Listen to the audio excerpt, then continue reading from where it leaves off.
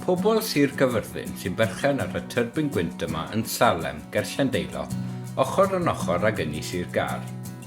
Mae'r holl elw sy'n dod o'r trydan mae tyrbyn yn ei gynhyrchu yn mynd nôl fewn i gefnogi grwpiau ac unigolion yn Sir Gyfyrddin sydd eisiau gwneud rhywbeth i daclo newid hinsawdd. Mae'r elw o'r tyrbyn gwynt wedi helpu gosod paneli solar a batri stordio'r trydan ar ganolfannau cymunedol yn y sir, ac mae benthygiadau di-log yn helpu busnesau'r sir i leihau eu halluriadau carbon. Trwy elw'r tyrbyn gwynt, mae cwmni ynni da wedi gallu ymweld â degau o ysgolion y sir i'w haddysgu mewn ffordd llawn hwyl am ddefnydd trydan ac am egni adnewyddadwy, sef egni sy'n cael ei gynhyrchu gan ein haul, ein gwynt, ein dŵr a'n daear. Egni mae modd ei ddefnyddio dro ar ôl tro. Mae dyfodol plant a phobl ifanc Cymru wrth wraidd popeth mae ynni Sir Gar yn gwneud, wrth benderfynu shwt mae defnyddio'r arian mae'r tyrbyn gwynt cymunedol yn cynhyrchu.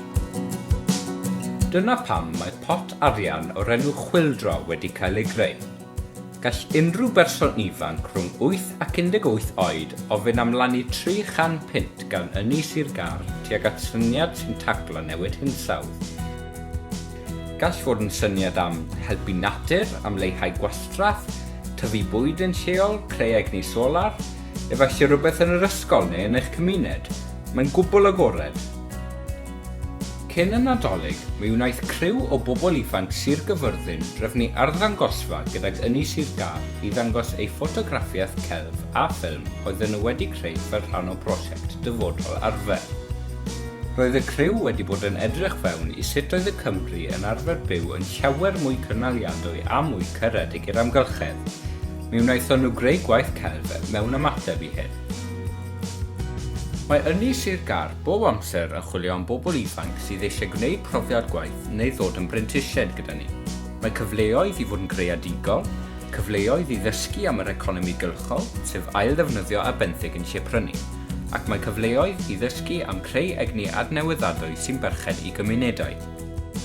Ni'n chwilio hefyd am bobl ifanc sydd â diddordeb creu cynnwys rhwydweithiau cymdeithasol gyda ni. Ni'n mynd i ddechrau ymweld yn rheolaidd a chanolfan ieuenctid Dr Ems yng Nghaerfyrddin ac ni'n gyson ymweld ag ysgolion y sir. Plis cysylltwch gyda ni os mae diddordeb gen chi gydweithio neu os mae syniadau gyda chi am beth gallen ni fod yn gwneud. Mwyn dysgu mwy am egni adnewyddadwy, ni'n annog cymaint o blant a phobl ifanc a phosib i ymweld â'r tyrbyn gwynt cymunedol mae ynni Sir Gar yn ei rhedeg. Mae'r ymweliadau yn gyfle i ddysgu am agweddau technegol tyrbyn gwynt, ond hefyd i ddysgu am sut y gall cymunedau greu egni adnewyddadwy yn lleol a chadw'r elw yn y gymuned i allu gwneud gwahaniaeth mawr.